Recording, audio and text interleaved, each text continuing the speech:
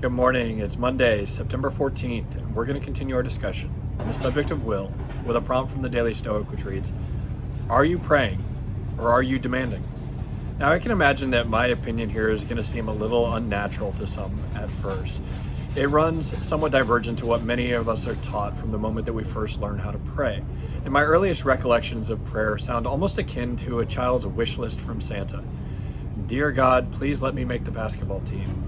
Please let my acne go away. Please let me pass the test. And not all of my prayers were self-serving. Maybe it was something like, Dear God, please let so-and-so recover from her illness, or please protect my family.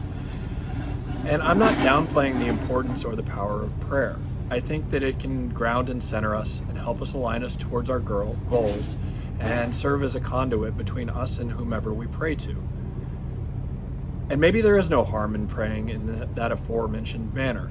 However, if you truly believe that there are external events that occur beyond our limited ability to control, then I propose that there is a different way, one that is more aligned to this perspective. It focuses on asking for support and guidance on what remains in our control, our thoughts, and how we choose to respond. As Marcus Aurelius wrote to himself, try praying differently and see what happens. Instead of asking for a way to sleep with her, try asking for a way to stop desiring to sleep with her. Instead of a way to get rid of him, try asking for a way not to crave his demise.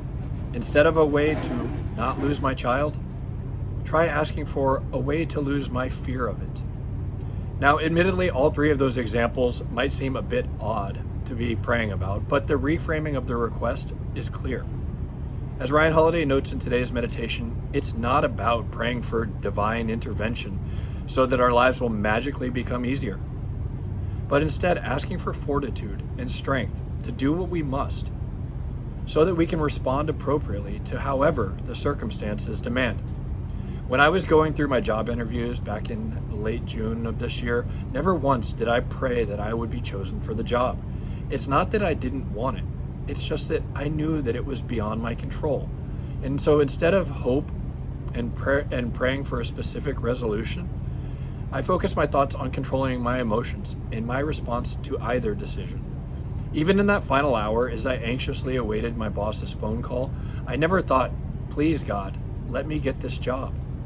Instead, I remember meditating on the idea, please let me receive this with equanimity and grace.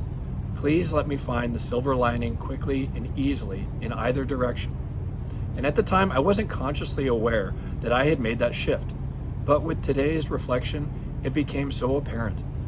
And what a powerful style of prayer that is. We can still retain all of the benefits that I mentioned previously, while at the same time freeing ourselves from the impact of events beyond our control. And what a much more peaceful place for us to be. Hope you have a great day. Talk to you soon. Bye.